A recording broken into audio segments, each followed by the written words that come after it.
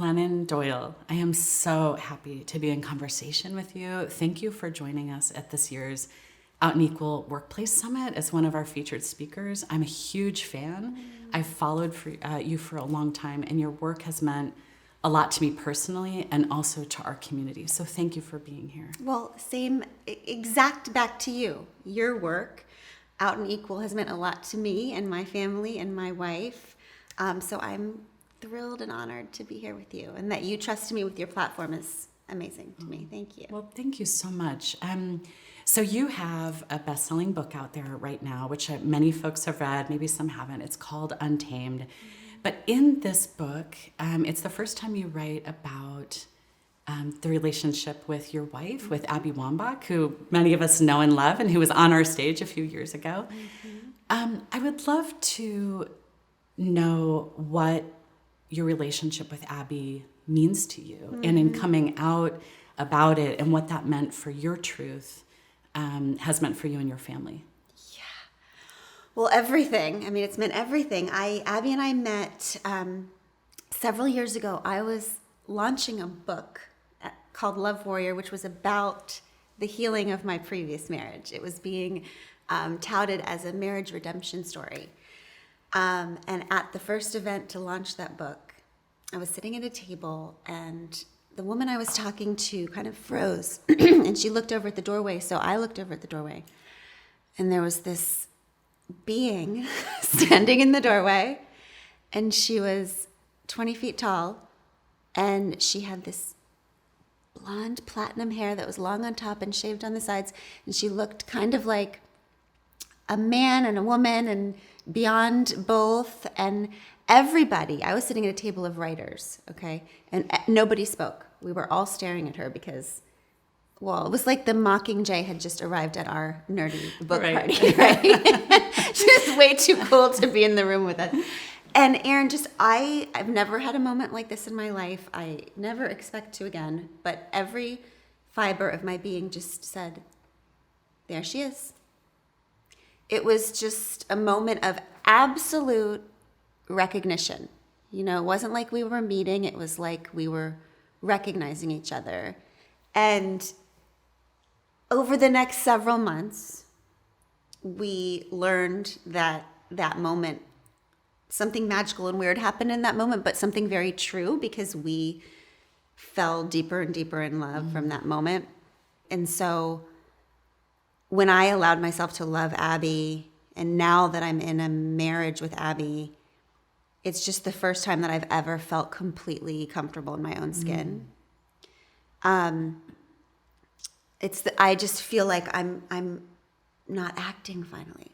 Like, it's as beautiful as it was supposed to be. It's as cozy and exciting, and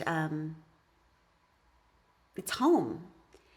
You know, the language you use to describe not just the love between you and Abby, but this awareness you had and all the details around it, like you use the word home. You know, home is a metaphor. And I think for so many of us in the LGBTQ community, we've been told we are unnatural, that our love is unnatural. And so when you talk about the real natural order of things, it really comes through in how you describe your relationship. So thank you for that. Yeah. Well, I mean, even outside of the, just queer part of this story is, I almost didn't. When I was deciding, okay, am I going to go back to this broken marriage, or am I going to be open to this love that I'm experiencing with Abby, I really did. It felt like it wasn't even just a decision about love. Mm-hmm. It felt like a decision about life or death, like self-abandonment or self-returning. Like, it felt like I am deciding whether I will abandon myself, this self that rose up inside of me and said, there she is, right?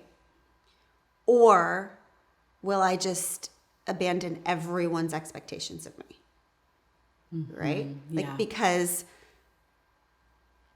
I mean, my God, I was married. I had 3 children who loved their dad. I had this, book that was coming out about marriage redemption. Very inconvenient timing. It was an Oprah book club at the time. A lot of people had investment in this book doing well. You had a lot to lose. Yeah, I had a career based largely on, a perfect little traditional family, and it was a largely faith-based community. And so I had a lot to lose. But on the other hand, I had myself and my life to lose, right? But fast forward a couple years, and our son, who's 17 now, sits down at dinner with us one night and says, "Moms," it's just Abby and I, "Moms, I'm gay." A couple weeks later, he told his dad, and his dad, Craig, called us, and we were in the car, and we pulled over, and he said, the first thing Craig said was, "I just keep thinking, what if you had not been true to yourself? Then maybe our little boy would not have been able to be true to himself, and maybe he wouldn't have been brave enough to share it with us." Right. That's the ultimate goal. It's not to, we always tell it, Tish, like, your job is to disappoint as many people as it takes so that you never disappoint yourself. So I want to keep going on this topic of what I would call, it's really, you're giving people permission to live their truths by the example that you set. So let's talk about the part in your book, I think the chapter is called Permission Slips, where in Untamed, where you talk about your sexuality. And then what I'm most interested about is recently on Instagram, you reflect and share, which I think was incredibly generous with the whole community, kind of the backlash that you got from some, real resonance with others, but some backlash, and these what I would call maybe mentoring or education conversations that you had to broaden your perspective. So super complicated, but beautiful. So I'm so grateful you brought this up. So in Untamed, there's a chapter where I discussed my sexuality in terms of not feeling, not identifying with the born this way narrative. I spent a lot of time after I fell in love with Abby, like looking back on my life like it was a treasure hunt, like trying to figure out, like, wait, because I know that I'm supposed to be born this way. So like, where was I hiding? And none of it felt true to me, that I actually can't identify with that narrative. And so I did write about, in Untamed, about feeling more in line with this idea of fluidity, and that at some point, perhaps my sexuality changed, or perhaps I was open. I did use the word choice, which, so you can't say bomb on an airplane, you can't say choice in the LGBTQ community. It felt like choice in that, not that I chose my sexuality, but at some point in my life, I had to choose whether to be open to this attraction or pull that I had to Abby. Like I could have shut it down, and that would have been a choice, and I could have gone back to my marriage, but I chose to stay open to it. So it was just a chapter that was a discussion of a lot of those things. And what I heard back from the LGBTQ community was very different.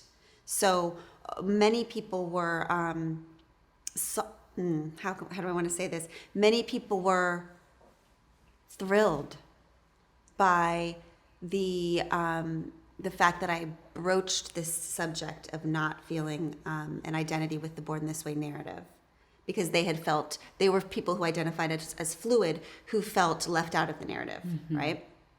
But there were also a lot of people who read that chapter and who were really hurt by it.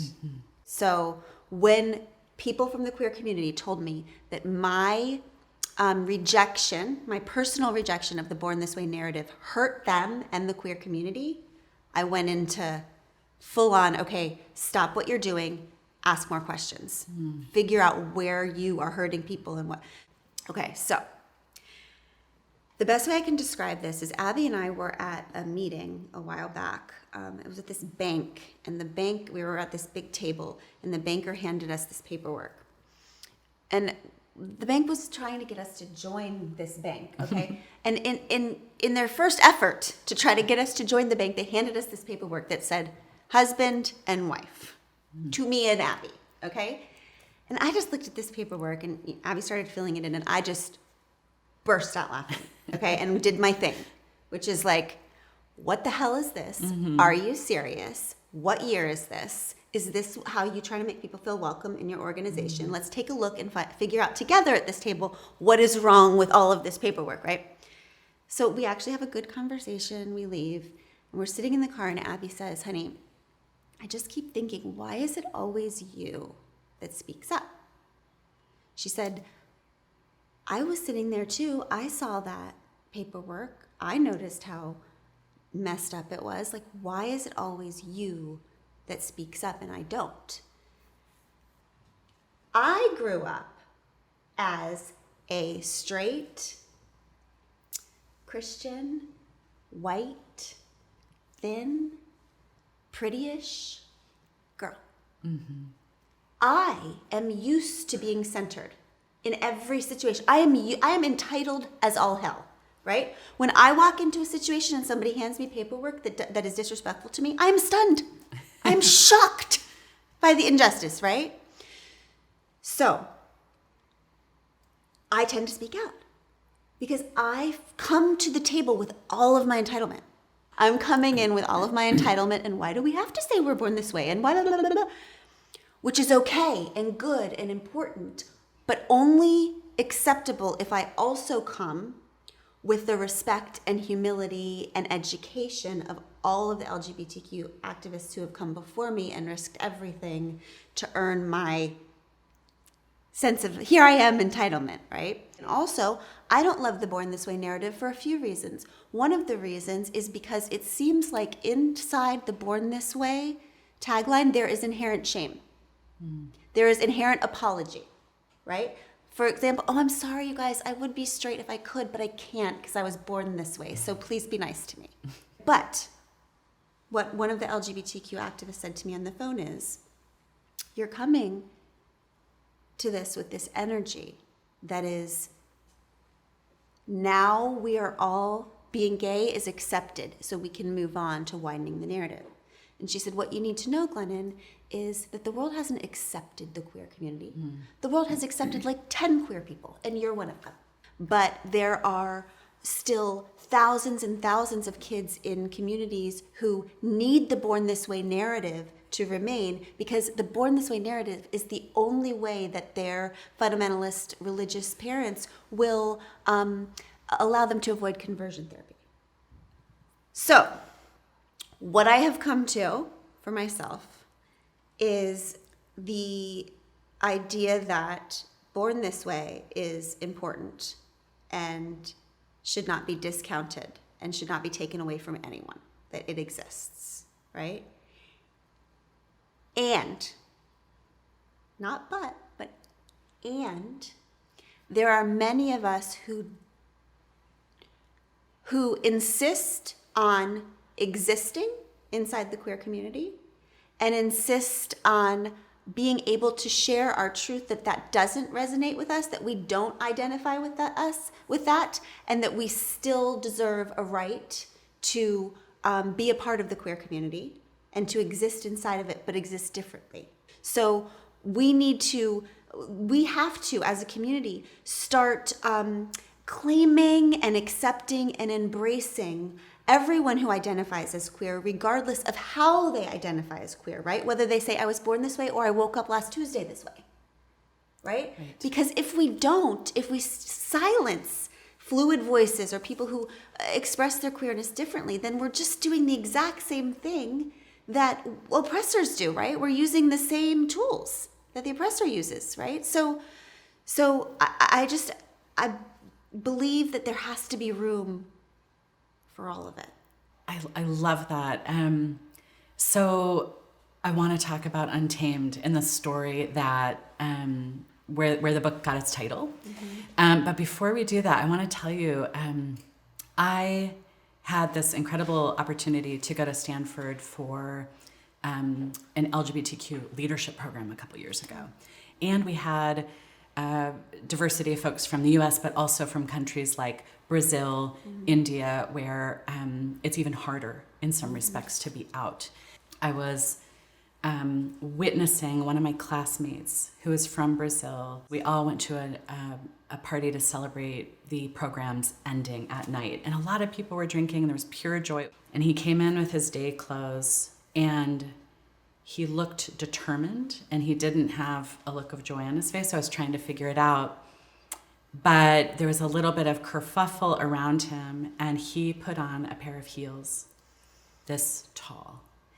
And we all stood around him, and it was like this organic magical moment where there was a catwalk formed, and all of us were on it, kind of knowing what we were about to see, which was that he put those heels on and walked down the aisle with such a fierceness and beauty, and like, I'm gonna do this, and it's gonna be for myself. And the reason why I tell you that story is because when I read Untamed and the story about Tabitha, I started to look at Untamed through the queer lens and about queer beauty and about our culture and the things that make us so special. Yeah. Oh, I love that. So I was when I was a writer, what we're always trying to do is find something in the world that we can see that will describe the thing inside of us that we can't see, right? We're constantly looking for metaphor. And when I was trying to figure out how to describe what I was trying to say in Untamed to the world, I knew I needed something that people could see and think of that would describe this kind of simmering, this like discontent, this feeling that I wasn't living my own life, right? This feeling that there was more, that it was all supposed to be more beautiful than this, right? This feeling that I was acting, that I was stuck, So I'm at this safari park with my girls, and we arrive at the event of the day, which is called the Cheetah Run. Okay, and we're standing just sweating with a bunch of other families, like, what the hell are we doing?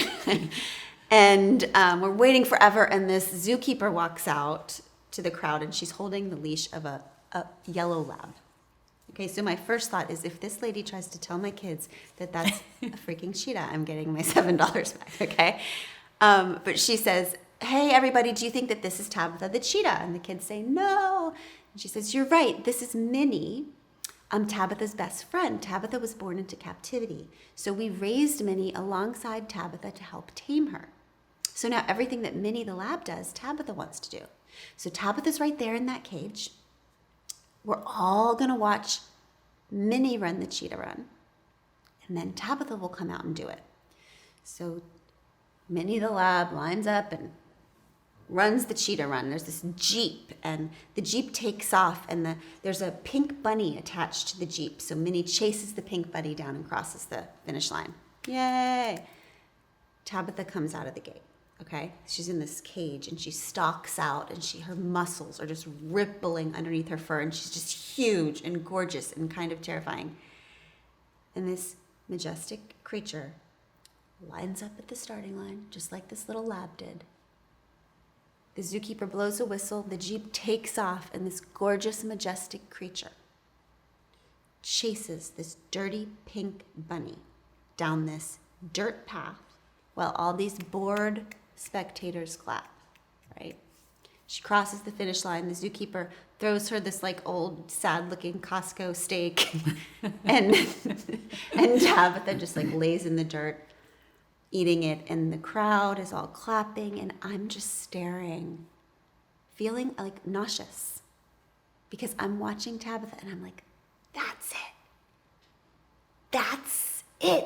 That's how I feel. Like, if a majestic, gorgeous, wild creature like a cheetah can be tamed and trained into forgetting who she is and chasing somebody else's dirty pink bunnies her entire life, so can I. So can a woman. So can every queer person on earth. And we can sit there, and I kept thinking, she finishes the race. The zookeeper comes over to talk about facts about cheetahs, and she puts Tabitha into this little field. So I'm watching the zookeeper, and my daughter Tish nudges me, and she goes, Mommy, look at Tabitha. And somehow in this field, her entire posture has changed. She's just like regal all of a sudden, and she's just stalking the periphery of this field, looking beyond it, like looks like a different animal. And Tish turns to me and she goes, Mommy, she turned wild again. And it was as if, it was like, if I could ask Tabitha in that moment, like, what's going on? Like, what changed? What's happening? It was, I could imagine Tabitha saying, I don't know. Something's off about my life, right? Like, I feel like I was made to like hunt and kill and run through the savannas and sleep under, star-filled skies. But then she'd look at her cages and Minnie and her life and she'd go, oh, but that's crazy, right? This is all there is, right? It's crazy to want something more. This is a good enough life. And it just makes me think about all of us who feel like we've been trained by our culture to chase a bunch of things because they told us it would make us happy, right? Because they told us it was life, right? And how we feel overwhelmed and underwhelmed and purposeless and bored and exhausted, and because we're chasing somebody else's dirty pink bunnies, because we do know what we were made for. Right.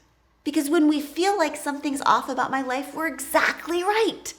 Because the culture we were born into that told us this is the way, this is the way, this is the way, is just another form of captivity, right? And so when we trust that, when we trust the cages and the bored spectators and the minis who we've been trained to be, we're trusting what's been put in front of us, and what we should actually trust is the wild that was born inside of us, right? Because as they tell us, even animals who were born in captivity know, right? They know what they were meant for. Right? So, my response about queer beauty would be just to like trust the inner self that's like, no, actually I was meant to put on those heels and walk the catwalk right now. And be okay with being regal and a little scary. Oh, being regal and a little bit scary. Yeah, everybody who's trusting their wild instead of the culture's cages is a little bit scary, the right kind of scary. Right? And they do have a regality about them. Right? People who are walking in their own way instead of the world's way for them have this sort of fire that we all want, even when it looks differently especially when it looks differently than what we were told is the way to be, right? And queer people, women, every marginalized group, people of color, we have to depend on that wild inside, not what we can look at, okay? Returning to our, what we would call imagination or wild, is the only way we will ever build anything new. So here we are in COVID-19, and the times are both surreal and really difficult for folks. And I know you actually had to cancel a book tour, which I'm sure you were greatly looking forward to. What has this moment been like for you? And as you observe, as we reckon with what we're left with, what do you hope we discard? What do you hope we keep? Such a beautiful question. Yeah, I mean, this has been such a painful time for so many reasons.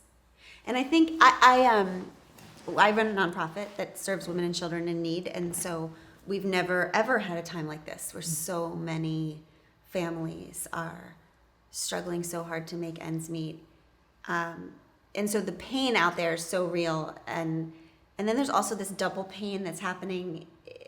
It's like the outside world pain, and then the inner world pain, which is that I believe that as human beings, we are part of our coping mechanism to dealing with how difficult it is to be human is that we just constantly keep ourselves really busy. Like we're like those snow globes, that we just like keep things shaken up so that we never have to sit with ourselves. So that looks like, food, booze, snark, sharp shopping, busyness, social, all the things that we do to keep the snow globe shaken. And I think that this COVID time has been like a collective settling of the snow globe, which is painful. And it reminds me a lot of early recovery. So I was an addict since I was 10 to when I was 25.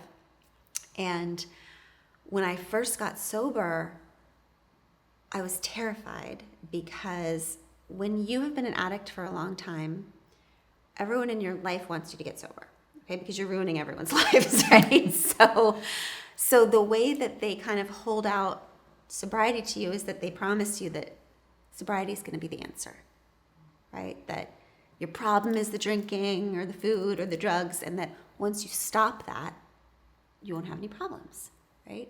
Which makes early sobriety effing terrifying, because for me, when I got sober, it wasn't heaven, it was freaking hell. Like, early sobriety is a nightmare. All I did all day is remember why it is I started drinking and right? Like, I was like, oh yeah, that wasn't a bad idea, right? So, and then I was so scared because I thought, oh, if drinking and food and drugs were my problem, then I should have no problems now. But I still am in so much pain. And so what if the problem is me? And what if there's nothing I can do about it? So I remember being at like my 5th recovery meeting, and I remember standing up finally and being brave enough to say, hi, I'm Glennon, I'm a recovering everything, and I feel terrible, and I feel so afraid that there's some secret of life or something that everyone else has that I don't have, because being human just feels so much harder for me than it looks like it is for everyone else. When I sat down, this woman came up to me at the end of the meeting, and she sat down next to me, and she put her hand on my knee, and she said, honey, I need to tell you something that someone told me in early recovery, and that is this. If there's any secret you're missing, it's that life doesn't feel hard right now because you're doing it wrong. It feels hard right now because you're finally doing it right. Right? Because feeling all of our feelings is really, really hard, and that's why so few people do it. But the secret is that being human isn't about feeling happy. Being human is about feeling everything. And all feelings are for feeling, even the hard ones. It's painful, right? It is very painful to allow the snow to settle and to look at the truth of our lives and our families and our nation, our institutions. But it's the only way forward. It's the only way. Like, we can't have any revolution without revelation first, right? Without looking at what's broken and needs to be fixed. So I have great sympathy for everybody right now, because I know what it's like to be in early recovery. But I also have great hope, because I know that beautiful lives and true lives are only created by people who are able to feel it all, right? And look directly at the truth to build what's next. Glennon, thank you so much for being in conversation with me today. Do you have any final words for our beautiful LGBTQ community and folks who are watching today? I mean, just to you and Out and Equal, just thank you. From my family, from our gay little family, I am just so grateful for anybody who is doing the most important world-changing work to me, which is just creating communities where people can just be held and free, right? I think over time we have accidentally or purposefully created communities where belonging is dependent on fitting in. And so communities where we can fight for the and both, of tables where people can bring their full selves and expect to be held. I can't imagine more important work in the world, so thank you.